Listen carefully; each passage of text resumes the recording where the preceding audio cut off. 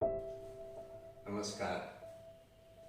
જેમ ઇમારતની મજબૂતાઈનો આધાર તેના પાયાની સંરચના કરનારા કુશળ ઇજનેરો ઉપર રહેલો હોય છે, તેવી જ રીતે સમૃદ્ધ અને શ્રેષ્ઠ શિક્ષણની પરંપરાના મૂળમાં સર્જનશીલ અને સંનિષ્ઠ શિક્ષકો રહેલા હોય છે.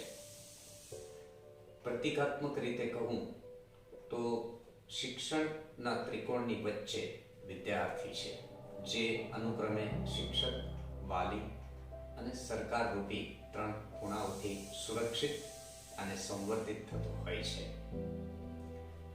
જો આ ત્રણેયની ભૂમિકા યોગ્ય સમયે, યોગ્ય પદ્ધતિથી અને યોગ્ય તથા સતત મૂલ્યાંકનથી સંપન્ન થાય તો વિદ્યાર્થી રૂપી છોડ એક તંદુરસ્ત અને મજબૂત એવું વૃક્ષ બનીને બહાર આવી શકે.